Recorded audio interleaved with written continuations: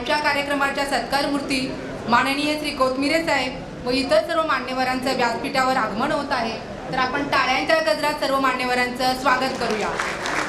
आगतम स्वागतम सुस्वागतम, आगतम स्वागतम सुस्वागतम। व्यासपीठावर आगमन झालेल्या सर्व मान्यवरांना विनंती आहे की त्यांनी दीप प्रज्वलन करावे। आहे आपली प्रकाशाची, शीतलता आहे त्यात चंद्राची।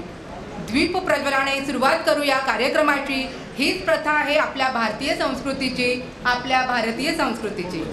अंधारातून प्रकाशाकडे, अज्ञानाकडून ज्ञानाकडे घेऊन जाणाऱ्या, अंधरूढी, वाईट परंपरा नष्ट करणाऱ्या व सर्वांच्या मनात चैतन्य निर्माण करणाऱ्या दिव्याचा आपण नमस्कार करूया। हा दीप आपले सर्वांचे जीवन प्रकाशमय करो, उन्नतीच्या मार्गावर घेऊन जाओ, उत्तरोत्तर आपली प्रगती घडो, ही दिव्याप्रती प्रार्थना।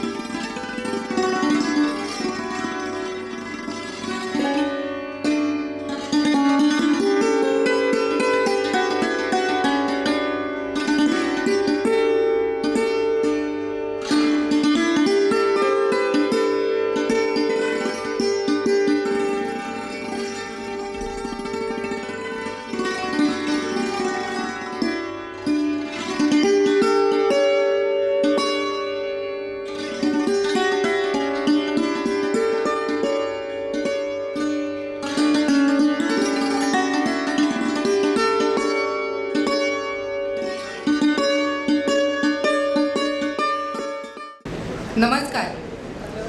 आर्थिक अस्थिरता निर्माण झालेल्या, आर्थिक संकटात असणाऱ्या बँकेला वाचवण्यासाठी स्वतःहून पुढे येणारे, कठीण परिस्थितीमध्ये आपली दिशा ठरवून वाट काढणारे, कितीही संकटे आली असता डगमगून न जाता त्यावर मात करून पुढे जाणारे, त्यासाठी प्रचंड मेहनत जिद्द असणारे, आपल्या सहकाऱ्यांना प्रोत्साहन देऊन उत्तम संघटन करून खंबीरपणे नेतृत्व करत एका बँकेला आर्थिक निराशेच्या गर्दीतून बाहेर काढणारे, बँकेला पुनश्च आपले नावलौकिक परत मिळवून देणारे सहकार विभागातील धाडसी, कर्तव्यदक्ष व एक प्रेरणादायी व्यक्तिमत्व म्हणजे माननीय श्री शैलेशजी कोथमिरे साहेब, सहकार आयुक्त व निबंधक, महाराष्ट्र राज्य पुणे लिखित असाध्य ते साध्य करिता सायात या पुस्तकाचा प्रकाशन समारंभाकरिता उपस्थित माजी सहकार आयुक्त माननीय श्री अनिलजी कवडे साहेब, विद्याधर अनासकर साहेब, अध्यक्ष प्रशासक सहकारी बँक मुंबई, माननीय श्री मिलिंद काळे साहेब, नवी दिल्ली,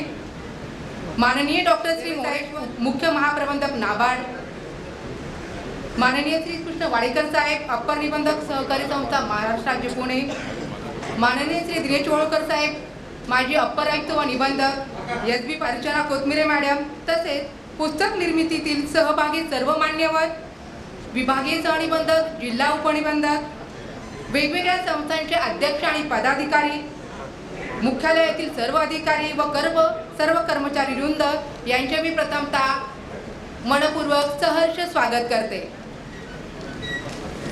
जीवनाची सार कळते ग्रंथ आणि पुस्तकातून, कार्यक्रमाचा उद्देश कळतो प्रास्ताविकातून। आजच्या कार्यक्रमाचे प्रास्ताविक करावे अशी मी शिरीष देशपांडे सरांना विनंती करते।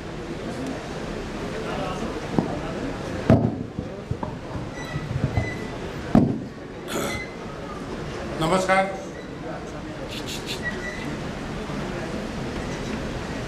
या राज्याचे अप्पर निबंधक, विशेष निबंधक आणि अप्पर आयुक्त सहकारी संस्थांचे माननीय श्री शैलेशजी कोथमिरे यांनी त्यांच्या सोलापूर जिल्हा मध्यवर्ती सहकारी बँकेच्या प्रशासकीय काळात त्यांना जे काही अनुभव आले, त्या अनुभवाचं एक शब्दबद्ध केलेलं एक सुंदर पुस्तक या निमित्ताने या ठिकाणी प्रकाशित होत आहे।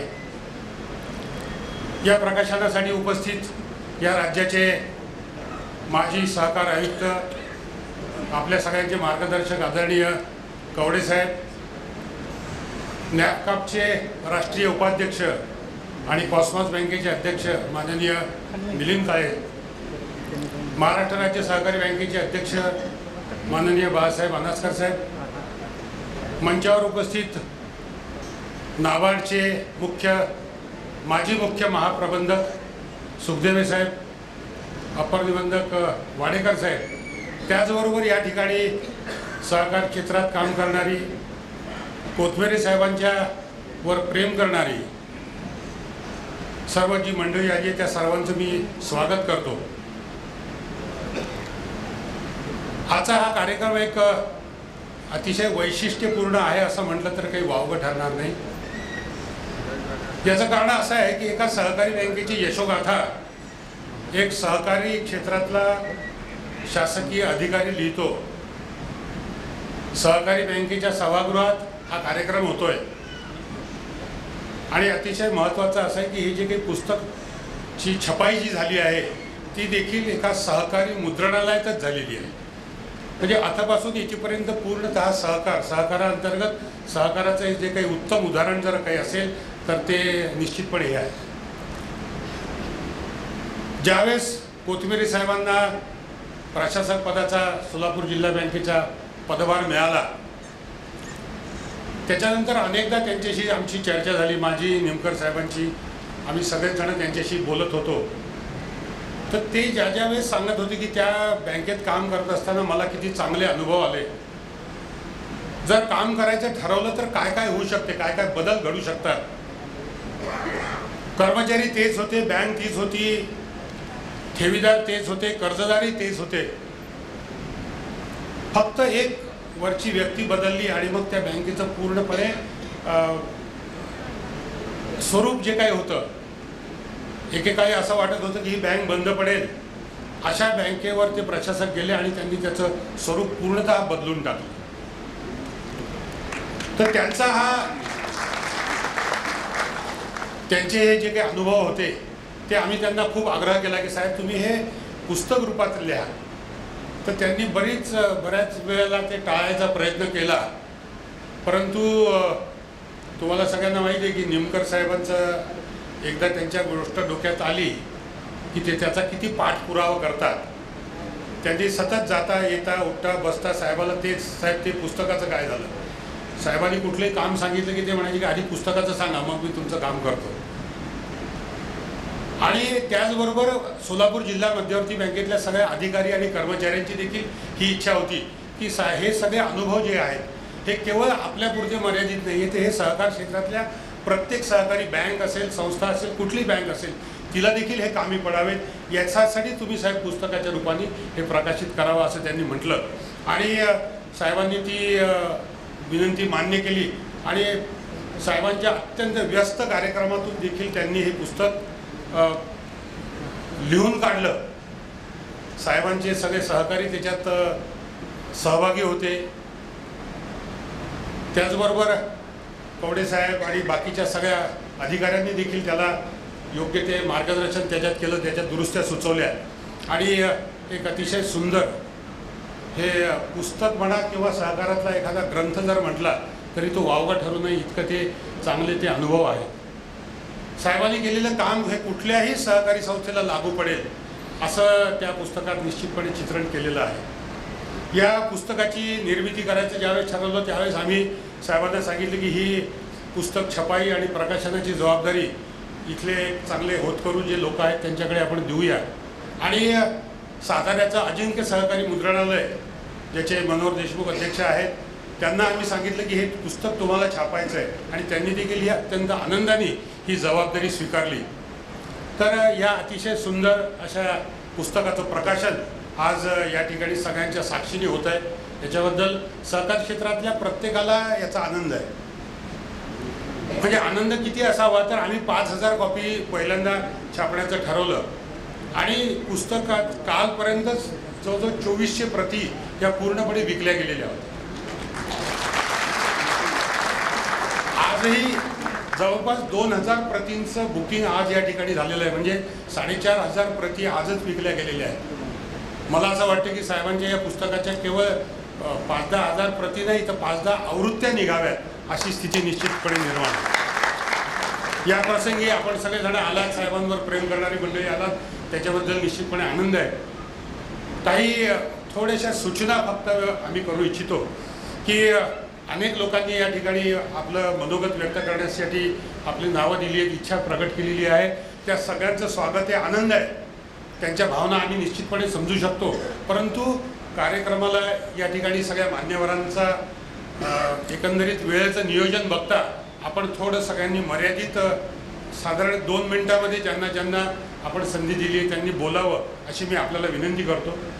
त्याचबरोबर सगळ्या मंचावरच्या मान्यवरांची परवानगी घेऊन अशी तुम्हाला विनंती करतो की भाषण सुरू करताना आपण प्रत्येकाचं नाव नाही घेतलं तर ते अधिक चांगलं होईल. तुमच्या भावना सगळ्या तुमच्या भावना त्यांच्यापर्यंत निश्चितपणे पोचलेल्या आहेत. तुम्ही तुमच्या दृष्टीने ते सगळे आदरणीय आहेत, आमच्या दृष्टीने सगळ्यांच्या दृष्टीने आदरणीय आहेत. तर मी फक्त एवढी आपल्याला विनंती करेन. त्याचबरोबर दुसरी एक नम्र सूचना अशी आहे की मला अनेकांच्या हातामध्ये काही पुष्पगुच्छ आणि काही भेटवस्तू अशा दिसल्या, त्यांना पोतवेरे साहेबांना किंवा इतर मान्यवरांना द्यायच्या आहेत. त्यांचंही स्वागत आहे. फक्त विनंती एवढीच आहे की हा कार्यक्रम संपल्यानंतर साहेब प्रत्येकाला भेटणार आहेत, प्रत्येकाच्या शुभेच्छांचा ते स्वीकार करणार आहेत. तर कृपया कार्यक्रमाच्या मध्येच कोणीतरी येऊन त्यांचा सत्कार करू नये ही नम्र विनंती करतो. आणि पुनश्च या ठिकाणी तुम्ही सगळेजण आलात त्याच्याबद्दल मी आपले आभार व्यक्त करतो. या ठिकाणी या प्रकाशन आणि छपाईची जबाबदारी आमच्यासारख्या सहकार क्षेत्रात काम करणाऱ्या कार्यकर्त्याला दिली, त्याच्याबद्दल मी कोतवेरे साहेब आणि त्यांच्या सर्व सहकाऱ्यांचे आभार व्यक्त करतो आणि थांबतो. धन्यवाद. जय हिंद, जय सहकार.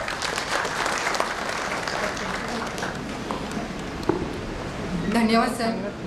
अतिथी देवो भव ही आपली भारतीय संस्कृती. आलेल्या पाहुण्यांचं स्वागत आणि सत्कार करणे हे आपलं आद्य कर्तव्य. ह्या भारतीय परंपरेनुसारच मी कुंदन रुईकर सरांना विनंती करते की कार्यक्रमाचे प्रमुख अतिथी माननीय अनिलजी कवडे साहेबांचा सत्कार करावा.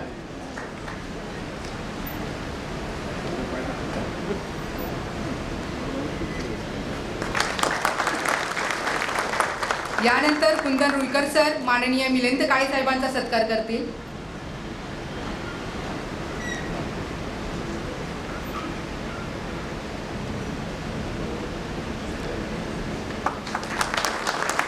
यानंतर रुईकर सरांना विनंती करते की त्यांनी बाळासाहेब अनासकर सरांचाही सत्कार करावा.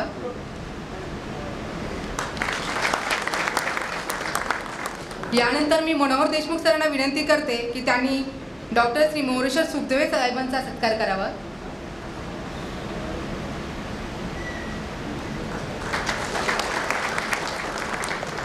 यानंतर मनोहर देशमुख साहेब श्रीकृष्ण वाडेकर साहेबांचा सत्कार करत आहेत.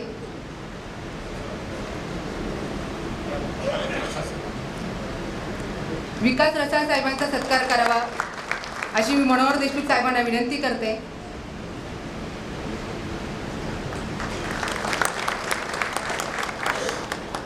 यानंतर आजच्या कार्यक्रमाची सत्कार मूर्ती माननीय श्री शैलेजी कोथमिरे साहेबांचा सत्कार करावा अशी मी कुंदन रुईकर सर आणि मनोहर देशमुख सरांना विनंती करते.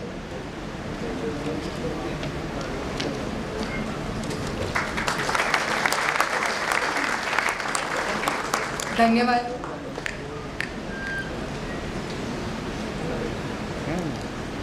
असाध्य ते साध्य, असाध्य ते साध्य करिता सायास कथा एका बँकेची या पुस्तकाविषयी आपले मनोगत व्यक्त करावे अशी मी माननीय श्री शैलेजी कोथमिरे साहेबांना विनंती करते. आजच्या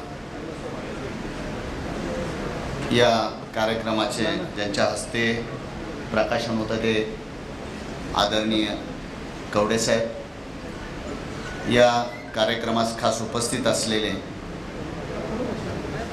बँकिंग तज्ज्ञ सन्माननीय श्री अनासकर साहेब, त्याचबरोबर कॉस्मॉस नागरी सहकारी बँकेचे सन्माननीय चेअरमन साहेब मिलिंदजी काळे साहेब, या कार्यक्रमास खास उपस्थित असलेले आदरणीय सुखदेवे साहेब, विकास रसाळ, त्याचबरोबर वाडेकर साहेब आणि उपस्थित बँकांचे पदाधिकारी, अधिकारी, विशेषतः सोलापूरवरून खास या कार्यक्रमासाठी उपस्थित असलेले अधिकारी आणि कर्मचारी बंधू आणि भगिनींनो, खरं तर असा काही दिवस माझ्या जीवनामध्ये येईल असं मला कधीही वाटलं नव्हतं. तो दिवस म्हणजे मी कधी काळी लेखक होईल. पण आज आपल्या साक्षीनं मी या ठिकाणी लेखक या ठिकाणी झालेलो आहे. आणि लेखक झालेलो आहे म्हणल्यापेक्षा मला लेखक या ठिकाणी बनवणारी मंडळी बरीच आहेत. खरं तर मी त्यांचं या ठिकाणी आभार मानेन. त्या पुस्तकाचं प्रयोजन या ठिकाणी सांगताना मला विशेषत्वाने त्या ठिकाणी सांगावं लागेल. कारण आपल्याला माहिती आहे की सहकारामध्ये आपण काम करतो आणि सहकारामध्ये आपल्याकडं आर्थिक क्षेत्रामध्ये काम करणाऱ्या संस्था त्या ठिकाणी प्रामुख्याने आपल्यामध्ये आहेत. मग जिल्हा मध्यवर्ती बँक असेल, नागरी सहकारी बँका असतील किंवा नागरी सहकारी पतसंस्था असतील किंवा विविध कार्यकारी सेवा सहकारी संस्था असतील, या सगळ्या आर्थिक संस्था त्या ठिकाणी काम करतात. आर्थिक संस्था म्हणले की आर्थिक व्यवहार आले आणि आर्थिक व्यवहार आले की आर्थिक निकष आले. ज्यावेळेस आर्थिक नियोजन आमचं त्या ठिकाणी कमकुवत ठरेल, ज्यावेळेस आर्थिक व्यवस्थापन आपलं त्या ठिकाणी कमकुवत ठरेल, काही वेगवेगळे प्रकार त्या ठिकाणी जर वेगळ्या पद्धतीने घडले तर 100% या संस्था आर्थिक अडचणीत येतात. आणि ज्यावेळेस या संस्था अडचणीत येतात त्यावेळेस प्रामुख्यानं त्या ठिकाणी सगळ्यात मोठा भाग असतो तो ठेवीदारांचा, की ठेवीदारांचा त्या ठिकाणी प्रश्न निर्माण होतो. आणि दुसरा सगळ्यात महत्त्वाचा भाग म्हणजे कर्मचाऱ्यांचा. कारण कर्मचाऱ्यांचा आपण कधी फारसा विचार त्या ठिकाणी करत नाही. पहिला आपण डिपॉझिटरचा विचार करतो. परंतु एखादी संस्था त्या ठिकाणी अडचणीत आल्यानंतर त्यामध्ये सगळ्यात मोठा जर इम्पॅक्ट कोणावर होत असेल तर तो इम्पॅक्ट होतो कर्मचाऱ्यांवर. कारण आयुष्यातून उठण्याची पाळी त्या ठिकाणी येते. कारण सगळेच रस्ते बंद होतात आणि सगळ्यात मोठा एक शिक्का त्यांच्यावर बसतो की अमुक अमुक संस्था बंद पडलेली आहेत आणि त्या संस्थेचे हे कर्मचारी आहेत आणि हा शिक्का त्यांना पुढे आयुष्यात कधीच नोकरी त्या ठिकाणी मिळवू देत नाही. हे मी मुद्दामून आपल्याला सांगतो. त्याचं कारण असं की मध्यंतरी मी सोलापूरमध्ये ज्यावेळेस काम करत होतो त्यावेळेस काम करत असताना माझ्याकडे उस्मानाबाद जिल्हा मध्यवर्ती बँकेचे काही कर्मचारी मला भेटायला आले. तर ज्यावेळेस त्यांचं माझं त्या ठिकाणी प्रत्यक्ष डायलॉग झाला तर मला सुद्धा ते फार शॉकिंग होतं. कारण मी हे उदाहरण माझ्या सोलापूरच्या बँकेच्या कर्मचाऱ्यांना मी बऱ्याच वेळा मी त्या ठिकाणी दिलं आहे. चर्चा करताना मला त्यांनी असं सांगितलं की मी एक जणांनी सांगितलं की साहेब मी आता शेतमजूर म्हणून काम करतो. म्हणलं तुम्ही काय म्हणून काम करत होता? तर त्यांनी मला सांगितलं की मी शाखा अधिकारी म्हणून त्या ठिकाणी होतो आणि तो शेतमजूर म्हणून कामाला जात होता.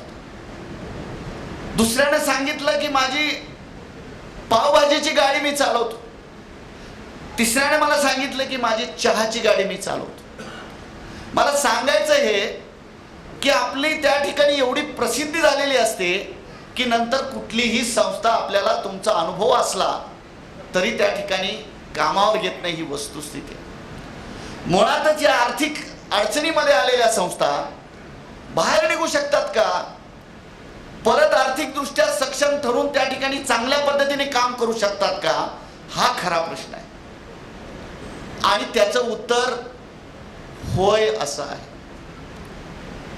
ते होय जे उत्तर आहे ते उत्तर हे या पुस्तकात आहे. हे मला या ठिकाणी महत्वाचं सांगायचं.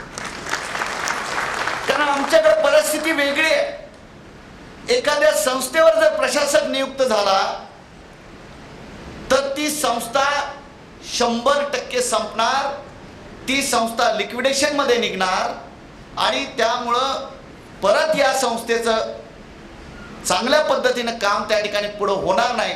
हा समज जो आहे, हा समज त्या ठिकाणी कुठंतरी त्याला छेद देण्याचं काम म्हणजे हे पुस्तक आहे. हे मुद्दाम मी आपल्याला या ठिकाणी सांगतो. खरं तर या बँकेवर मी जाताना मी स्वतःहून त्या बँकेमध्ये त्या ठिकाणी काम करायचं म्हणून मी त्या ठिकाणी मागणी केली आणि मी त्या ठिकाणी गेलो. हे करत असताना मला कुठंतरी त्या ठिकाणी होतं. त्याचं कारण असं की थोडासा बँकिंगचा अनुभव होता.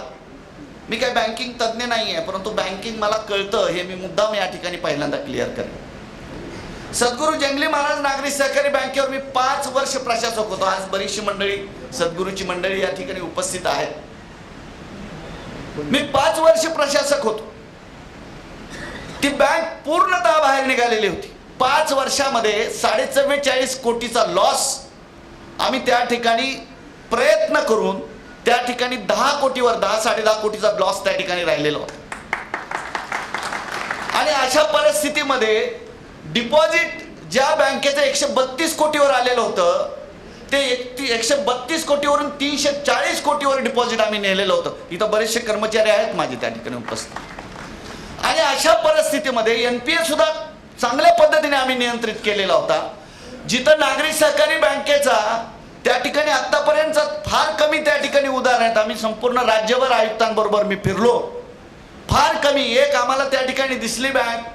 ती बँक दिसली आम्हाला जालना जिल्ह्यातली प्रियदर्शनी नागरी सहकारी बँक, की ज्याचा साहेबांनी अगदी विशेष करून उल्लेख करून सगळ्यांनी त्या ठिकाणी टाळ्या वाजवून सत्कार करायला साहेबांनी त्या ठिकाणी लावलेला होता. ती म्हणजे प्रियदर्शनी बँक. 65% कासा असलेली बँक. 65%. फार रेअरेस्ट म्हणजे अगदी रेअर उदाहरण आहे. अशा पद्धतीनं कासा मी ज्यावेळेस सद्गुरू जंगली महाराज बँक दिली त्यावेळेस आमचा कासा होता 50%. परंतु आमच्या दृष्टीनं अत्यंत दुःखाची गोष्ट ही होती की 5 वर्ष आम्ही कष्ट केले. ती बँक आम्हाला मर्ज करावी लागली आणि TJSB मध्ये ती मर्ज झाली. आणि खरं वैभव TJSBचं जर सुरू झालं काय साहेब, ते सद्गुरू जंगली महाराज बँकेचं ज्यावेळेस मर्जिंग झालं तिथून खऱ्या अर्थानं TJSBचं आज TJSB फार एकदा वेगळ्या उंचीवर त्या ठिकाणी गेलेली आहे. मला कुठंतरी एका कोपऱ्यात समाधान आहे की निदान आज सद्गुरू तिथं जरी मर्ज झाली तर आज त्याच्यामुळं ती बँक तिथं आहे. कारण मी मध्यंतरी माहिती घेतली, एकूण जो त्या ठिकाणी बिझनेस आहे त्या बिझनेसपैकी 40% बिझनेस पुण्यातला एकटा आहे. आणि पुण्यामध्ये 14 ब्रँचेस आमच्या त्या ठिकाणी सद्गुरूच्या होत्या. हे मला या ठिकाणी सांगायला खूप आनंद त्या ठिकाणी होतो. त्याच्यानंतर दुसरा मला त्या ठिकाणी आणखी एक मला संधी मिळाली. सांगली जिल्हा मध्यवर्ती बँक त्या ठिकाणी आर्थिक अडचणीत आली की जिचा CRAR त्या ठिकाणी -6 त्या ठिकाणी गेलेला होता.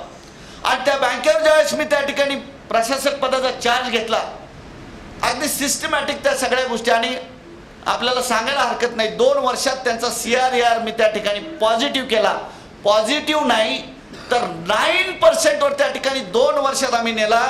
आज सांगलीचे सुद्धा काही अधिकारी कर्मचारी या ठिकाणी उपस्थित आहेत. आणि या सगळ्या गोष्टीला साक्षीदार आमचे निमकर साहेब आहेत. कारण ज्या ज्या ठिकाणी मी गेलो त्या ठिकाणी आमचे आर्थिक सल्लागार म्हणून त्या ठिकाणी निमकर साहेब माझ्या बरोबर होते. आणि निश्चितपणे या सगळ्या गोष्टीचा खूप चांगल्या पद्धतीने त्या ठिकाणी मला त्या ठिकाणी सगळ्या गोष्टींना फायदा त्या ठिकाणी झाला.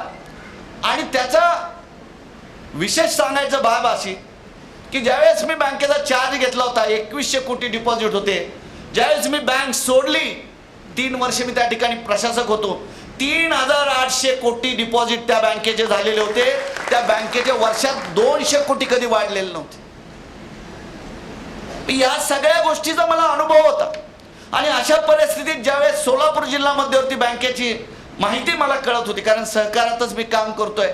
आणि ज्यावेळेस आणि सोलापूर हा माझा जिल्हा मला कुठंतरी वाटत होतं की या ठिकाणी आम्ही काम करणं गरजेचं आहे. कुठंतरी हा विषय त्या ठिकाणी आपण नेटानं नेणं गरजेचं आहे. आणि याच्यामध्ये आणखी 2 सहकार्याची त्यात भर पडली. एक संतोष पाटील जे आपले त्या ठिकाणी आता OSD आहेत मुंबईमध्ये आणि दुसरे डॉक्टर संजय भोसले. आम्ही तिघही सोलापूर जिल्ह्यातले. मी नेमका त्या काळामध्ये शुगर कमिशनर ऑफिसमध्ये त्या ठिकाणी होतो आणि आम्ही नेहमी भेटायचो. भेटल्यानंतर मात्र आमचा एकच विषय असायचा, अरे बँक आपली बाहेर निघाली पाहिजे, काहीतरी केलं पाहिजे, कोणीतरी त्या ठिकाणी गेलं पाहिजे. आणि संजय भोसलेंचं त्या ठिकाणी प्रशासक म्हणून नियुक्तीचा विषय त्या ठिकाणी होता. परंतु तो कालांतरानं मागं पडला. प्रशासक तर नियुक्त झालेला होता, दिवसेंदिवस परिस्थिती अजून अडचणीची होत होती. अशा परिस्थितीत मी खरं तर साखर संचालक म्हणून त्या ठिकाणी काम करत होतो, राज्याचं पद होतं. आणि माझे काही मित्र, मला वाटतं तोष्णीवाल साहेब इथं असतील, आलेले असतील, तोष्णीवाल साहेबांनी मला त्या ठिकाणी प्रखर विरोध केलेला होता की तुम्ही जाऊ नका, स्टेट लेवलचं काम आहे तुमचं, तुम्ही खाली जाऊन जिल्ह्यामध्ये काम करावं असा अभिप्रेत नाही. माझे आणखी काही मित्र आहेत, त्यांनी मला सांगितलं होतं की तुम्ही जाऊ नका, इथून तुम्हाला काम करायचं आहे, तुमची आता ती परिस्थिती नाही आहे, तुम्ही डिस्ट्रिक्ट लेवलला जाऊन काम करावं. परंतु माझं मन मला स्वस्थ बसू देत नव्हतं आणि मी निर्णय घेतला आणि त्या बँकेवर मी प्रशासक म्हणून त्या ठिकाणी चार्ज घेतला. अत्यंत आर्थिक अडचणीत असलेली बँक, म्हणजे कुठलाही एकही त्या ठिकाणी एकही नॉर्म आम्ही त्या ठिकाणी व्यवस्थित त्या ठिकाणी पार पाडत नव्हतो. फक्त एकच गोष्ट आम्ही केलेली होती, CRR आणि SLR आम्ही राखलेला होता आणि तो CRR आणि SLR राखून रोजचा कार्यक्रम आम्ही आमचा रोजचा चाललेला होता. 3,476 कोटी डिपॉझिट बँकेचे 2013ला होते, मार्च 2013ची पोझिशन होती 3,476 कोटी. आणि त्याच्यानंतर जे डिपॉझिट ड्रेन होत होतं 1800 कोटीपर्यंत डिपॉझिट त्या ठिकाणी मी चार्ज घेतला, त्यावेळेस 1854 कोटी, 1858 कोटी डिपॉझिट त्या ठिकाणी होतं. एवढं डिपॉझिट त्या ठिकाणी कमी झालेलं होतं. अशा परिस्थितीत मी चार्ज घेतला आणि नुसता डिपॉझिटचाच विषय नव्हता, नव्यानं कर्ज वाटप करण्यासाठी 1 रुपयाचा निधी नव्हता, कुठल्याही प्रकारचं त्या ठिकाणी नव्यानं डिपॉझिट येत नव्हतं. एकही नागरी सहकारी बँक, एकही नागरी सहकारी पतसंस्था आमच्याकडे डिपॉझिट ठेवायला तयार नव्हती. अत्यंत प्रतिकूल परिस्थिती होती. आणि कर्मचाऱ्यांचं म्हणलं तर मी आत्ताच खरं तर सुखदेव साहेबांशी मी आत्ता चर्चा करत होतो. नाशिक जिल्हा मध्यवर्ती बँकेवर साहेब त्या ठिकाणी आता सल्लागार म्हणून त्या ठिकाणी आहेत, म्हणजे त्या ठिकाणी त्यांचा अनुभव त्यातला आहे, त्या अनुषंगाने त्या ठिकाणी आहे. आता बोलताना ते मला सांगत होते की कर्मचाऱ्यांची भूमिका यामध्ये किती महत्त्वाची आहे आणि जिल्हा मध्यवर्ती बँकेच्या कर्मचाऱ्याचा अनुभव ते मला सांगत होते. साहेब इथं सुद्धा तसंच आहे, जिल्हा बँक म्हणजे जिल्हा बँक, कर्मचारी कुठल्याही जिल्हा बँकेचा घेतला तरी सेम, काही फरक नाही. परंतु त्यांची मानसिकता बदलणं हे माझ्या दृष्टीनं फार मोठा विषय होता आणि ती मानसिकता मला बदलवता आली. आणि मला या ठिकाणी जाहीरपणे सांगायला त्या ठिकाणी काहीच हरकत नाही की आज जर आपण बघितलं तर माझा अनुभव असा आहे की मी आत्तापर्यंत एवढ्या सगळ्या गोष्टी बघितल्या, परंतु ज्या पद्धतीनं माझ्या कर्मचाऱ्याने आणि अधिकाऱ्यांनी जिल्ह्यामध्ये काम केलं त्याला तोड नाही. आज जी काय बँकेची त्या ठिकाणी परिस्थिती आहे, त्या परिस्थितीत खरं जर त्या ठिकाणी कुणाचा सहभाग असेल तर माझ्या बँकेच्या कर्मचाऱ्याचा आणि अधिकाऱ्यांचा. कारण या ठिकाणी मुद्दामून मी या ठिकाणी सांगेल की अगदी परिस्थिती पूर्वी अशी होती की सकाळी 10 वाजता ऑफिस उघडायचं, बँक उघडायची, 5-5:30ला तर यांचं दप्तर गुंडाळून निघायची वेळ होती. नंतर कर्मचाऱ्यांनी मला शेअर केलेला अनुभव आहे की नंतर आमच्याकडे टायमिंग राहिलं नाही, कुठलाही विषय त्या ठिकाणी राहिलं नाही आणि एक वेगळ्या उत्साहात, कारण शेवटी तुम्ही हाणून मारून कुठलं काम करू शकत नाही, कारण तशा पद्धतीचा उत्साह तुमच्यामध्ये असणं हा त्यातला महत्त्वाचा भाग आहे आणि ते मी या ठिकाणी करू शकलो.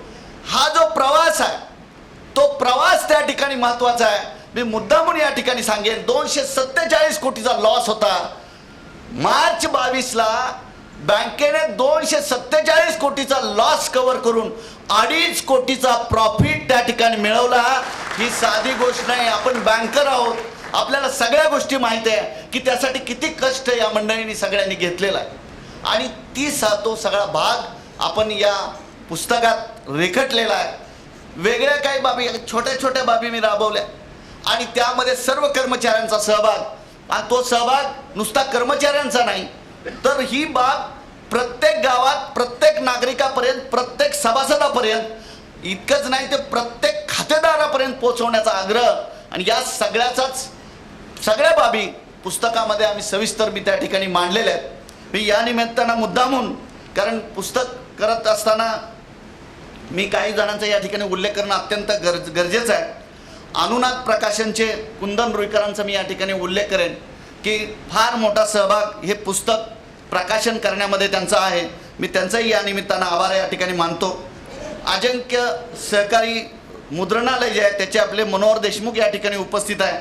त्यांनी वेळेत त्या ठिकाणी पुस्तक त्या ठिकाणी तयार केलेलं आहे. मी त्यांचाही त्या ठिकाणी आभार मानतो. यात सर्वात महत्त्वाचं म्हणजे ज्यांनी या पुस्तकाचं शब्दांकन केलं त्या सुचिता फडके मॅडम. खरं तर मॅडम या ठिकाणी उपस्थित आहेत. त्यांचा खूप दांडगा अनुभव आहे. एवढ्या मोठ्या आणि एवढ्या अनुभवी व्यक्तीच्या सहवासात मला त्या ठिकाणी बरेच दिवस काढावं लागलेलं आहे. परंतु त्यांच्या कामाची मी चिकाटी बघितली, त्यांच्या कामाची मी पद्धत बघितली. खरंच मी सुद्धा त्या ठिकाणी विचार करत होतो की किती डिवोशननं या सगळ्या गोष्टी आहेत. मॅडमनं जवळजवळ मॅडम किती अनुवादित केले जर मला आकडा प्लीज सांगितलं तर 110 पुस्तकं त्यांनी अनुवादित केलेली आहेत आणि लिहिलेली मॅडम आपण 4 पुस्तकं लिहिलेली आहेत आणि 110 पुस्तकं त्यांनी अनुवादित केलेली आहेत. आणि त्यांच्याबद्दल आता मी काय बोलणार, परंतु निश्चित मॅडम मी आपला ऋणी आहे. महत्त्वाचा भाग यामध्ये मला वाटतं झगडे साहेब आलेले आहेत. झगडे साहेबांचा सुद्धा मला या ठिकाणी उल्लेख करावा लागेल की ज्यांचा एक मँगो रिसॉर्ट म्हणून रायगडच्या शेजारी आहे. मी त्या मँगो रिसॉर्टवर 4 दिवस होतो साहेब. पहाटे 4 वाजल्यापासून संध्याकाळपर्यंत मी लिहित होतो. ते 4 दिवस जर त्या मँगो रिसॉर्टला त्यांनी माझी व्यवस्था केली नसती तर मला वाटत नाही आजपर्यंत पुस्तक पूर्ण झालं असतं. खरं श्रेय त्यांचं आहे. झगडे साहेबांचं सुद्धा मी या ठिकाणी आभार मानतो. सगळ्यात महत्त्वाचं की माझे 2 सहकारी संतोष पाटील आणि डॉक्टर संजय भोसले यांचं सुद्धा मला खूप या सगळ्या गोष्टीमध्ये खूप चांगली प्रेरणा मला त्यांच्याकडून मिळाली हे मला या ठिकाणी सांगावं लागेल. महत्त्वाचं आमचे खात्यातले आदरणीय अधिकारी आमचे या ठिकाणी उपस्थित आहे. आदरणीय ओळकार साहेब आहेत, आदरणीय पाटील साहेब आहेत, त्याचबरोबर आदरणीय गावित साहेब आहेत आणि तोष्णीलाल साहेब मला वाटतं येणार होते, आलेले नाहीत. ठीक आहे असो. परंतु या मंडळींचा सुद्धा खूप, कारण त्यांच्याकडे बघत बघत आम्ही त्या ठिकाणी मोठे झालो, म्हणजे सहकारामध्ये मोठे झालो त्यांच्याकडे बघत बघत. त्यांचं सुद्धा एक मोठं श्रेय यामध्ये आहे. याचं मला मुद्दामून या ठिकाणी विशेषत्वानं उल्लेख करावा लागेल. महत्त्वाचं की यांचे जर नाव मी घेतलं नाही तर ते बरोबर होणार नाही.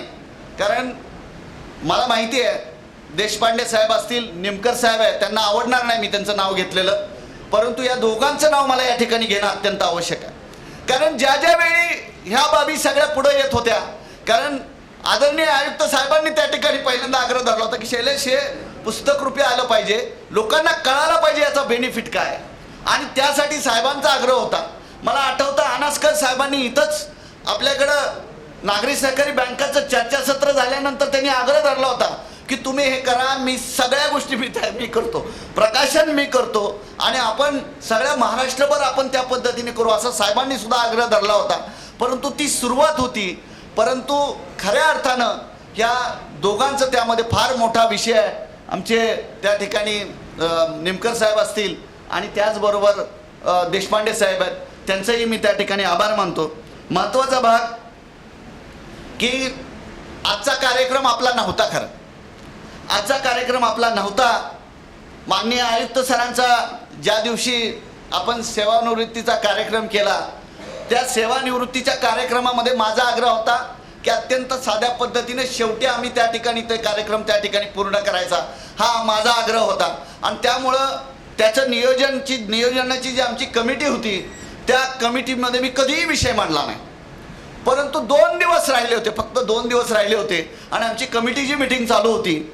आणि मग सगळं झाल्यानंतर मी त्या ठिकाणी विषय मांडला की आपल्याला उद्याच्या आयुक्त साहेबांच्या मीटिंगमध्ये आपल्या कार्यक्रमामध्ये एक शेवटचा 2 जे त्या ठिकाणी वक्ते राहिल्यानंतर एक छोटासा कार्यक्रम आपल्याला करायचा. ते म्हणजे काय, तर मी सांगितलं की जे पुस्तक माझं तयार झालेलं आहे त्या पुस्तकाचं आपण त्या ठिकाणी विमोचन करायचं आहे, त्या पुस्तकाचं प्रकाशन करायचं आहे.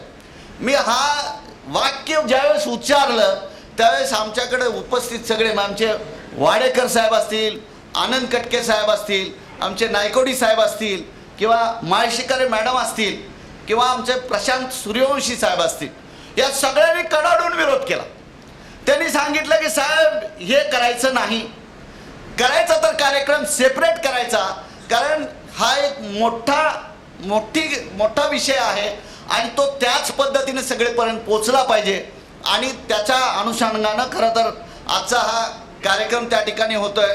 तर मी या कार्यक्रमासाठी या सर्व अधिकारी मंडळींचं मी त्या ठिकाणी धन्यवाद देतो, कारण त्यांनी जर ते तसं नसतं केलं तर आमच्या त्यावेळेस तो विषय झाला नसता. महत्त्वाचा भाग यामध्ये हे करत असताना काही कर्मचाऱ्यांचा मला अधिकाऱ्यांचा फार या ठिकाणी मदत झाली, त्यांचीही नावं या ठिकाणी घेणं गरजेचं आहे. सांगली जिल्हा मध्यवर्ती सोलापूर जिल्हा मध्यवर्ती बँकेचे आबासाहेब भडंगे असतील, आमचे RD गोटे असतील किंवा त्या ठिकाणी अमोल डोंगरे असतील, यांनी मी ज्या वेळेस एखादी माहिती पाहिजे म्हणून सांगायचो इमिजिएटली त्यांची त्या ठिकाणी माहिती मला त्या ठिकाणी प्राप्त होती. त्याचबरोबर आमच्या कमिशनर ऑफिसमधले आमचे अभिजित कारेकर असतील, जितेंद्र देशपांडे असतील आणि दीपक चौधरी असतील, या मंडळीने खूप मदत त्या ठिकाणी या अनुषंगाने केलेली आहे. मी निश्चित या सगळ्यांचा यासाठी ऋणी राहीन. मला वाटतं मी बोलणं इथंच थांबवतो. थँक्यू. जय हिंद, जय महाराष्ट्र. थँक्यू. धन्यवाद सर.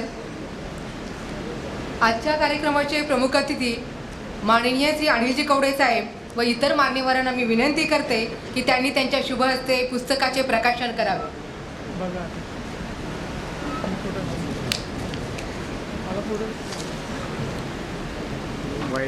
पुस्तकाचे प्रकाशन आपल्या आजच्या प्रमुख अतिथींच्या हस्ते होत आहे.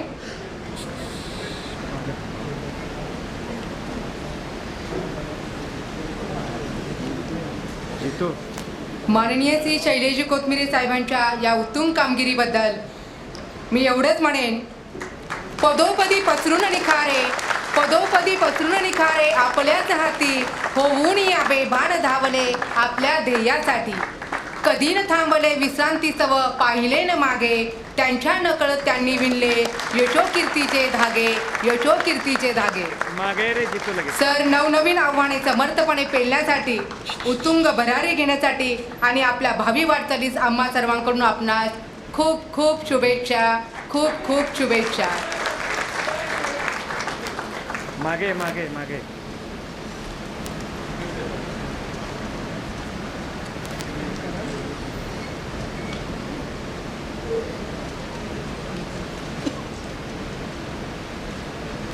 सर्व मान्यवरांना मी खूप खूप धन्यवाद देते.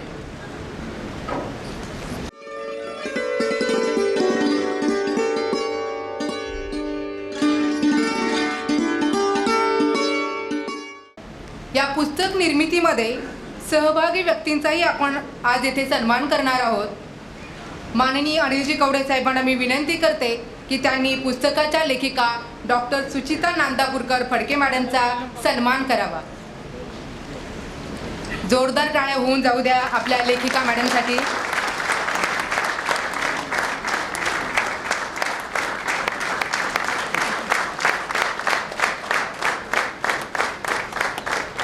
धन्यवाद सर.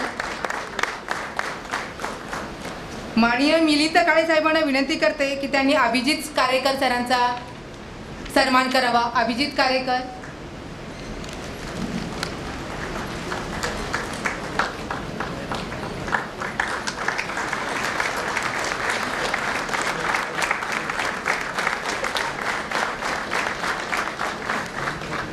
यानंतर मी बाळासाहेब आनसकर साहेबांना विनंती करते की त्यांनी जितेंद्र देशपांडे यांचा सन्मान करावा.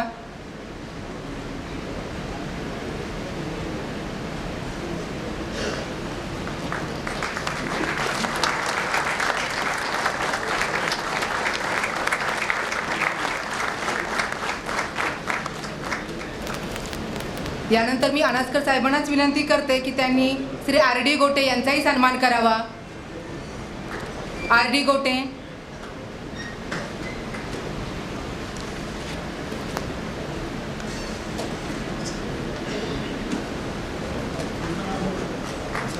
यानंतर मी मोरेश्वर सुखदेव साहेबांना विनंती करते की त्यांनी आबासाहेब भडंगे यांचा सन्मान करावा.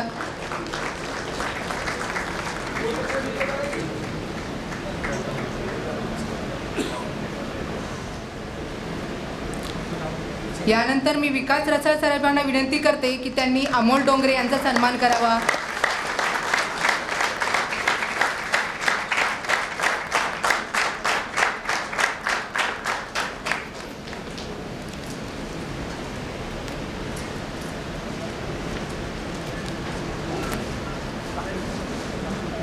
तू या साईडला आहे. आणि श्री सतीश पाकणीकर यांचाही सन्मान करावा. श्री सतीश पाकणीकर सर, आपला सन्मान स्वीकारावा.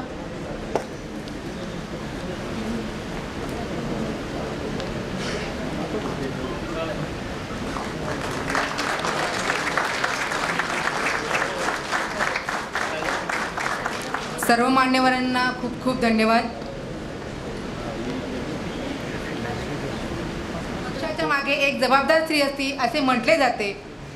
सो अर्चना कोथमिरे मॅडमनी कौटुंबिक जबाबदारी समर्थपणे पार पाडल्यामुळे साहेबांना त्यांचे प्रशासकीय कामकाज यशस्वीपणे पार पाडणे सुलभ झाले. माननीय श्री कोथमिरे साहेबांच्या यशात अर्चना कोथमिरे मॅडमचाही मोठा वाटा आहे असे म्हटले तरी वावगे ठरणार नाही. सो अर्चना कोथमिरे मॅडमचा सत्कार करण्याची संधी आम्हाला मिळाली हे आम्ही आमचे भाग्य समजतो.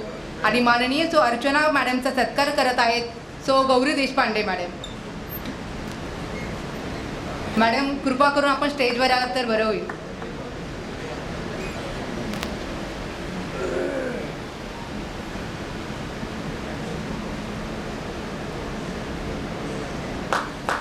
जोरदार टाळ्या होऊन जाऊ द्या.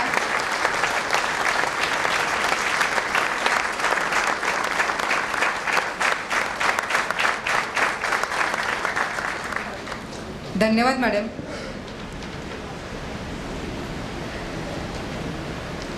यानंतर मी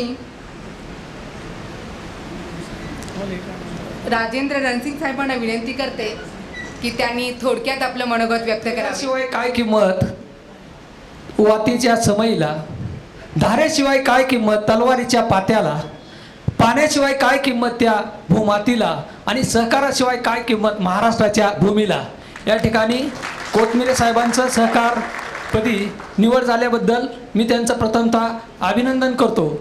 आणि साहेब एक प्रशासक होते माहीत होतं, साहेब एक उत्तम मार्गदर्शक होते हेही माहीत होतं, साहेब एक कायद्याचं ज्ञान होतं हेही माहीत होतं, परंतु साहेब एक लेखक होते हे आज मला माहीत झालं. त्यांच्या असाध्य ते साध्यकरिता या बँकेची कथा या पुस्तकास माझ्यातर्फे पुन्हा एकदा शुभेच्छा. कसं आहे माहिती का, साहेबांची आणि आमची ओळख तशी 2018 साली प्रशासक म्हणून निवड झाली. त्यावेळेस साहेबांची प्रशासकमधून आमची ओळख झाली. साहेबांनी प्रथमतः आल्यानंतर जिल्ह्यातल्या सर्व बँका, सर्व कर्मचारी यांच्याशी भेटी घेतल्या, विचारविनिमय केला आणि सगळ्यांना एक जी धास्ती होती की आपलं कसं होणार. आता साहेबांनी सांगितलं मी आव्हान पेललंय आणि ती धास्ती जाण्यासाठी साहेबांनी आमच्यामध्ये एक विश्वास निर्माण केला. जी लोक झोपली होती त्यांना जागा केलं, जे जागे होते त्यांना उठतं केलं, उठल्यानंतर जी चालती झाली, जी पळत होती त्यांच्यामध्ये विश्वास निर्माण केला. आणि एक बँक कशी 58 कोटीच्या ठेवी 5,000कडे कशी नेऊ ठेवते, एक अतिशय उत्तम उदाहरण म्हणजे कोथमिरे साहेब. सहकार जसं सचिन तेंडुलकरला क्रिकेटमध्ये क्रिकेटचा देव म्हटलं जातं आणि तसंच कोथमिरे साहेबांना सहकारातलं देव म्हटलं तर वावगं ठरणार नाही असं मला निश्चित वाटतं. कोथमिरे साहेबांकडे पाहिल्यानंतर असं विधिकरण करायची एक कविता आठवती, माणसं आव्हान स्वीकारत नाहीत किंवा एखादं अवघड काम आलं तर बाजूला निघून जातात, हे स्वतः अंगावर जातात. विधिकरणची कविता एक, असे जगावे छाताडावर आव्हानांचे लावून तर नजरेमध्ये नजर रोखून आयुष्याला द्यावे उत्तर.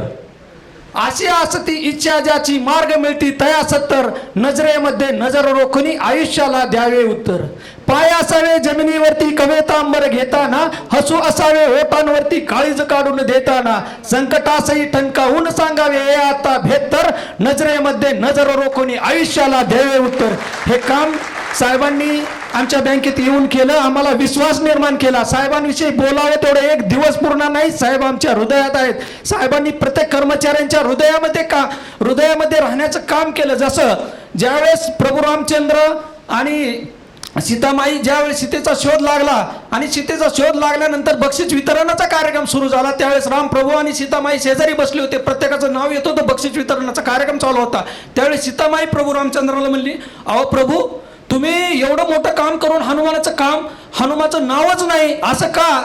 तर त्यांनी सांगितलं, सीते मलाही कळतंय मी एवढा अडाणी नाही, परंतु त्यांना काय देऊ याची व्हावे उतराई, ठेवितो हा पायी जीव थोडा, माझा जीव जरी त्यांच्यावरून ओवाळून टाकला तरी त्या हनुमानाची उतराई होणार नाही, तसं कोथमिरे साहेबांनी एवढं आमच्या विषयी मोठं काम केलंय, त्यांना आम्ही उतराई होऊ शकत नाही. कोथमिरे साहेबांचं नाव म्हणजे आमच्या कुटुंबात आणि माझ्यात दररोज एक दिवस आमचा हरिपाठ चुकेल, परंतु कोथमिरे साहेबांचं नाव आलं नाही असा एकही दिवस जात नाही. या ठिकाणी कोथमिरे साहेबांनी अजून फक्त एक उदाहरण मी देणार. माणसं पदानी किंवा परिस्थितीने मोठे असणं उपयोग नाही, माणूस मनाने मोठा पाहिजे. माणसं मनाने मोठ्याचं उदाहरण मी एक सांगतो. करमाळ्याला मिटिंग झाली. मिटिंग झाल्यानंतर आम्ही सर्वजण खाली आलो. साहेब गाडीत बसले. काही कर्मचारी साहेबांची चर्चा करत होते. मी साईडला उभा होतो. माझ्याकडे ब्रेजर गेल्यानंतर साहेब म्हणले, रणसिंग लोखंडे आले नाहीत काय? म्हणजे लोखंडे म्हणजे आमचा कर्मचारी पुण्यात राहतो. मी म्हणलं साहेब आलेत ना, मग यायचं नाही का पुण्याला? आणि त्याला पुण्याला घेऊन आलो. एवढे खालीपर्यंत आपला कर्मचारी कुठं राहतो एवढं साहेबांना माहिती. प्रत्येक कर्मचाऱ्याचा फोन साहेबांनी उचलला. प्रत्येक कर्मचाऱ्याच्या हृदयामध्ये साहेबांनी स्थान निर्माण केलं. ते अष्टपैलू व्यक्तिमत्वास माझा एकदा सलाम, धन्यवाद. या ठिकाणी मला बोलण्याची संधी दिली त्याबद्दल संयोजकाचं, आयोजकाचं आणि अष्टपैलू व्यक्तिमत्व पुन्हा एकदा सलाम करून रामकृष्ण हरी. धन्यवाद सर. त्यानंतर जे.डी. पाटील साहेब आपले मनोगत व्यक्त करतील. जे.डी. पाटील साहेब. स्टेजवरील सर्व सन्माननीय उपस्थित सन्माननीय, मला काय रणसिंग साहेबांसारखं एवढं जमत नाही, कारण ते त्यांची ओळख म्हणजे फार अध्यात्माचा त्यांचा अभ्यास आहे. तसंच ते बँकेशी बी प्रचंड काम त्यांचं झालेलं आहे. त्यांनी सांगितलं नाही स्वतः काय केलं आहे, फार मोठे केले ते आता सांगत बसत नाही. आजचा दिन इतका म्हणजे चांगला की आज म्हणजे स्वामी समर्थाचे भक्त असलेले कवडे साहेब, आज स्वामींचा प्रगट दिन आहे. जिथं साहेब राहतात, ज्यांना स्फूर्ती मिळाली, आशीर्वाद मिळाले, ते जंगली महाराजांचा आज पुण्यतिथी आहे. तिसरं रमजान महिन्याचा शेवटचा उपवास आहे आणि आज आपलं प्रकाशन आहे. साहेब, आता मला भाषण येत नाही, अगोदर पहिल्यांदा सांगतो. साहेबांचं थोडक्यात सांगायचं म्हणजे इतकं कामाला सगळ्यांना लावलं. समाजसेवा म्हणजे काय प्रत्यक्ष काम करावं असं काय नसतंय, पण तुम्ही जर प्रामाणिकपणानं काम केलं तर समाजसेवा होऊ शकते. ही सहकारातल्या कर्मचाऱ्याच्या मनात रुजवणं हे सोपं काम नाही, कारण आम्ही कुठं तर बांधील असतोय. आम्हाला कसं काम करायचं काय म्हणजे निराळ्या सवय असते त्या, पण साहेबांनी आम्हाला करायला लावलं. साहेबांनी इतकं आम्ही झुकून दिलं. म्हणजे माझा अनुभव सांगतो. असे प्रत्येक कर्मचाऱ्यात सांगायचं म्हणलं, जसं गावात रामायण लावावं लागतं तसं साहेबाचं लावावं लागेल दररोज तासाचं, तेव्हा ते आता सगळं संपलं. म्हणजे मी अतिशयोक्ती नाही, पुस्तक वाचल्यावर कळलं. कारण वाचन म्हणजे ह्या मीडियामुळं माणसं लांब गेल्यात वाचनापासून. फक्त एक करा, उगाच साहेबांचं पुस्तक आपण विकत घेऊ नका, वाचाच ती. कारण का वाचा, त्याच्याशिवाय आपण कुठंही कळलं. ती बँकेत जाऊ दे, बँकेत काय व्हायचं नाही ते वेगळा विषय आहे, पण आपल्या समाजाचं, आपल्या लेकराचं आपण काय करायला पाहिजे ही 100% तुम्हाला स्फूर्ती आल्याशिवाय राहणार नाही. कारण माझी नात म्हणजे लहान आहे. मी एक दिवशी झोपलो, झोपेतनं उठना तर ते आले म्हणजे कोथमिरे साहेबाचा फोन आहे. मी लगे उठलो. म्हणजे नातीला म्हणजे सांगायचा उद्देश म्हणजे, कारण मला सुद्धा ज्यावेळेस नोकरीला सुरुवातीला लागलो ते फापट पासारा सांगत बसत नाही काय झालं काय नाही, तिथे सोडून, कारण त्या आठवड्यावर दुःखच येईल. पण ज्यावेळेस कोथमिरे साहेब आले त्यावेळेस आमच्या घरचे सुद्धा म्हणले, काय त्या कोथमिरे साहेबांच्या नादी लागला, आपलं द्या सोडून, कुठं बँकेला तुमचं काय चांगलं केलंय. मी म्हणलं बघू, म्हणलं काय शेवटी काय झालं तर झालं, नाही झालं नाही तर पगार तर मिळतोय की, वेळेवर मिळत नाही म्हणून काय झालं, पण मिळतंयच की, ती कुठं जात आहे म्हणलं. मग साहेब ज्यावेळेस बार्शीला आले पहिल्यांदा, त्यावेळेस मी साहेबांनी बार्शी शहरला मला वाटतं रात्री 12:15 भेट दिली. त्यावेळेस मी सोलापूरला नोकरीला होतो, मी त्या शाखेत गेलो होतो. सगळे सांगायला लागले, साहेब मोठ्या गप्पा माराले. आम्ही म्हणलं काय खरं असते, कारण नेहमी साहेब स्टेजपेक्षा समोरच्याला कळतं आणि समोरच्या दोघांपेक्षा मागच्याला सगळंच कळतं, असं असतंय ती. म्हणून आम्हाला मागं बसायची सवय. साहेबांची पहिली मिटिंग साहेबांनी जेव्हा सांगायला चालू केलं, आई तो आकडे आता जे बोलले ना सगळे ते आमचे पाठ झाल्यात बेच्या पाट्यासारखे. मग ती साहेब बोलायले, आम्ही 10-5 जण मागं बसलेले नेहमीच्या पद्धतीचे. काय खरं आहे म्हणलं, हे आता आल्यास बँक सुधारायला म्हणलंय, ह्याने आपल्या पगारीचं काय सांगितलं तर बघा, नाही तर काय खरं नाही म्हणलं. आणि चाद्या म्हणलं काय करताल नाही करताल द्या सोडून, ऐकायला काय महाग आहे म्हणलं, नाहीतर नवीन आल्या दुसरे 2 नंबरचे प्रशासक आले बँकेवर. मग ते झालं. पण साहेबांनी जी 12:15 बार्शीला येणार म्हणून जे कळलं, मी त्यावेळेस माळशिरसला अंतर्गत तपासणी अधिकारी म्हणून होतो. येत होतो, बोर होऊ नका कोणी, बरं का, 2 मिनिटात मी सांगतो. मी येत होतो, पण साहेब येणार बार्शी शाखेत ही मला कसं कळलं, त्या शाखेतले सुभाषनगरची एक लेडीज सोपल नावाच्या मॅडम, ती 2 जण होते. ती म्हणले कोथमिरे साहेब आमच्या शाखेला भेट द्यायच्यात, मला जायचं आहे. ती रजेवर होत्या. वास्तविक आता प्रशासकीय त्याला सोपं काम की उलट राजा, म्हणजे साहेबाई पुढे जायचं कारण नाही. मग त्यांनी सांगितलं की मी आपलं बिस्लरीची बाटली तोंडी धुतलं आणि स्टँडवरून डायरेक्ट बँकेत. साहेबाला आठवतं का नाही माहीत नाही, सगळं ऐकलं. मी कोपऱ्यातच, माझा काही संबंधच नव्हता म्हणजे त्या शाखेत. साहेबाला शेवटी मला साहेब पगारीच काय करता, सगळं झालं तुमचं, मला दुधाला पैसे द्यायचं, घर भाडं द्यायचं. साहेब म्हणले जेडी, मी मला ॲडव्हान्स द्या, या पुढं 1 तारखेला पगार होईल म्हणले तुमचा. माझं काही असो, त्यांनी काय केलं माहीत नाही, पण 1 तारखेला आमचा साहेबांनी पगार केला. कधीही पगार साहेबांच्या काळामध्ये फुकला नाही. आता बरेच नोकरदार असतात, इन्क्रिमेंटचं तर काय खरं नसते. ही मिळली आज, मागची बंद, पुढची चालू, पुढची चालू, कायमची बंद, परत चालू, काय ती राडा. साहेबांनी एकच निर्णय घेतला, काम करणाराची बी न करणाराची सर्व सगट इन्क्रिमेंट दिली. त्यामुळं न करणाऱ्याला लाज वाटली, करणाऱ्याला प्रोत्साहित झालं.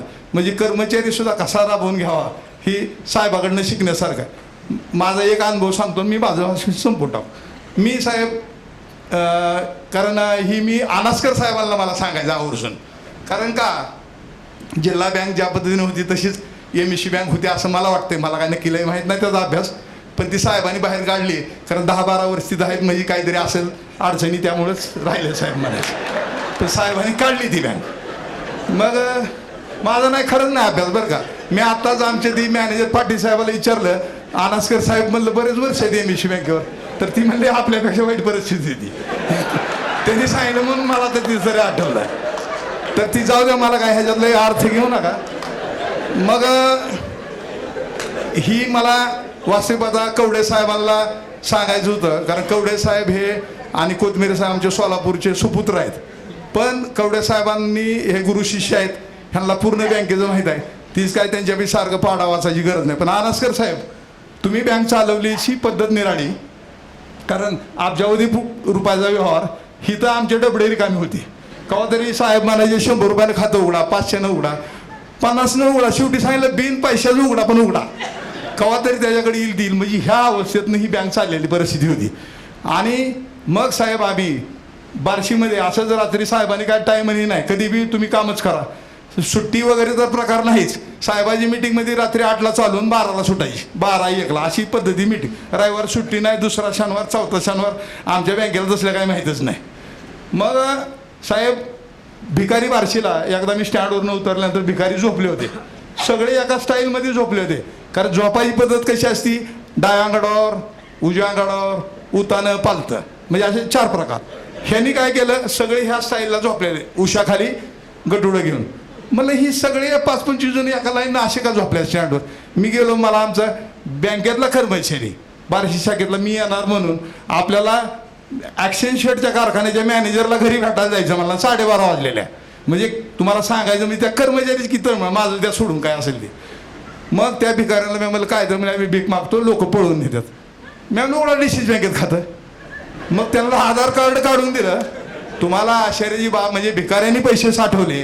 भिकाऱ्यांनी पैसे साठल्यानंतर भिकाऱ्यांनी व्यवसाय चालू केले, भीक बंद केली. बार्शीचे साहेब भिकारी कमी झाले. आणि तुम्हाला जर भीक द्यायची म्हणलं तर भगवंताच्या पश्चिम द्वाराला 2-4 जण आहेत. आणि पहिलं काय होतं, कोणाचा कार्यक्रम झाला शिल्लक जावा शनीच्या पुलावर वाटायला म्हणायची, भिकारीच नाहीत आता, वाटता कोणाला. तर अशी परिस्थिती. आणि ह्या भिकाऱ्यांनी सगळ्यांनी मिळून 10,000 रुपये वर्गणी गोळा केली, भगवंत मंदिराला देणगी दिली. ही डॉक्टर यादवजी त्या संस्थेचे शिक्षण जगदाळे मामा शिक्षण संस्थेचे अध्यक्ष आहेत आणि भगवंत मंदिराचे अध्यक्ष आहेत.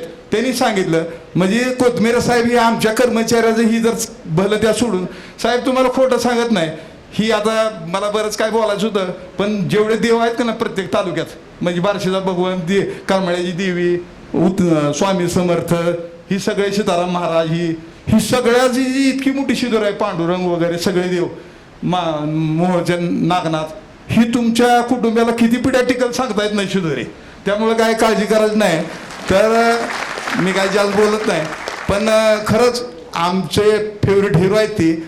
आणि माणसं काय म्हणतात की प्रत्येकजण माणूस असतो, परंतु कुठंतरी एक दैवी शक्ती असती आणि त्याला यश निर्माण होऊन सगळं संघटन गोळा करून केलं. साध्या शिपायापासून अधिकाऱ्यापर्यंत सर्वांना किंमत देणारा, सर्वांना समान स्थान देणारा असा अधिकारी आहे. त्यांना भविष्य काळासाठी माझ्या शुभेच्छा. सर, मोडून पडला संसार तरी मोडला नाही कणा. मोडून पडला संसार तरी मोडला नाही कणा. पाठीवरती हात ठेवून सर नुसतं लढ म्हणा, सर नुसतं लढ म्हणा. अशाच भावना सर्व बँक कर्मचाऱ्यांच्या सर आपल्याबाबत आहे असं म्हटलं तरी वावगं ठरणार नाही. यानंतर दीक्षित साहेबांना विनंती करते की त्यांनी आपलं मनोगत व्यक्त करावं. आदरणीय व्यासपीठ, असाध्य ते साध्य ज्यांनी करून दाखवलं ते या राज्याचे अप्पर निबंधक कोथमिरे साहेब आणि या पुस्तक प्रकाशन सोहळ्यासाठी इथं जमलेले माझे सहकारी बंधू. हिमालयाची उंची जर 2 मिनिटात कोणी मोज म्हणून सांगितलं तर ते शक्य होणार नाही. त्या पद्धतीनं कोथमिरे साहेबांचं जे कार्य आहे जिल्हा मध्यवर्ती बँकेसाठी ते 2 मिनिटात व्यक्त करता येणारच नाही. साहेबांनी कर्मचाऱ्यांच्या जीवनामध्ये किंवा कर्मचाऱ्यांच्या मनामध्ये एवढी प्रेरणा भरलेली आहे की अजूनसुद्धा आम्ही आता जरी साहेब आमच्या बँकेवर नसले तरी साहेबांना काय वाटेल, साहेब काय म्हणतील किंवा साहेब कशा पद्धतीनं काम करून घेत होते हा विचार करून अजूनसुद्धा आमची वाटचाल चालू आहे. प्रेरणा किंवा प्रोत्साहन एकच मी या ठिकाणी उदाहरण सांगतो त्याच्या संदर्भातलं की जोरदारपणे जिल्हा मध्यवर्ती बँकेमध्ये साहेबांच्या प्रेरणेनं प्रोत्साहनानं कामकाज चालू होतं. परंतु त्या दरम्यान काही वृत्तपत्रामध्ये संचार म्हणा वगैरे ह्याच्यामध्ये निगेटिव्ह बातम्या येत होत्या.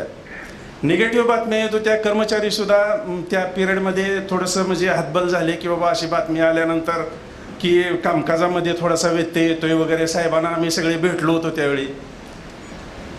पण आता वर्तमानपत्र होतं, पण त्यावेळी सगळ्या कर्मचाऱ्यांनी असा निर्णय घेतला की आपण त्या संपादकाला जाऊन भेटूया की बाबा अशा बातम्या देऊ नका म्हणून.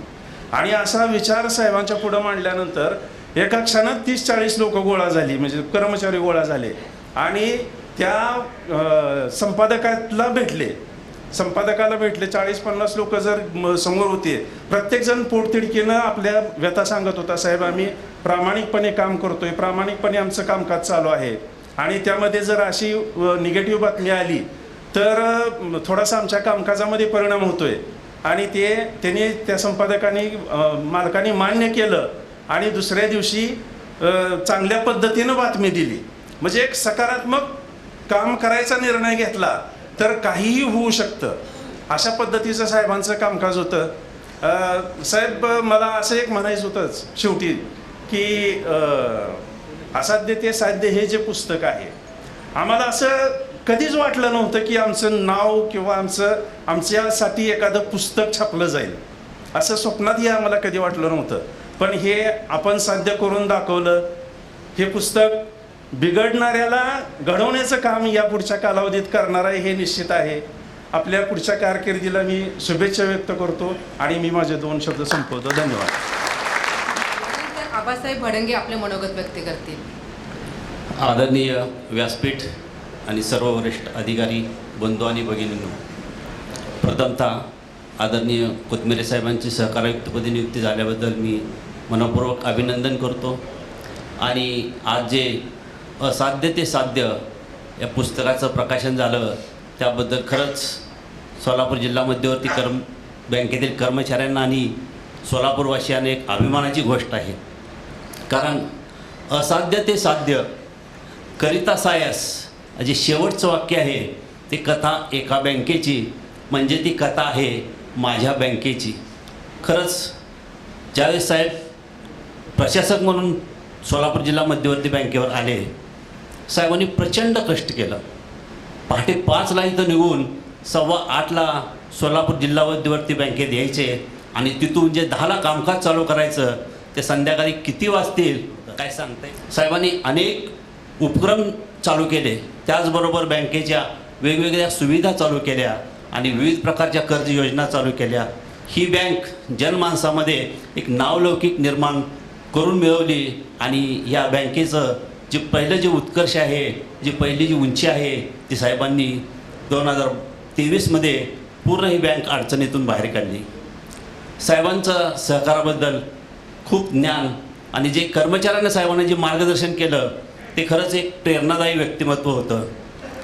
विना सहकार नाही उद्धार या ब्रीद वाक्याशी तसुबरही प्रतारणा न होऊ देता अप्पर निबंधक आणि जिल्हा मध्यवर्ती बँकेचे प्रशासक असा दुहेरी भार सांभाळत आपले वैयक्तिक कुटुंब आणि अधिकारी या दोन्ही कामाची कधी गल्लत न होऊ देता बँक प्रशासक अधिकारी आणि कुटुंब प्रमुख असे दोन्ही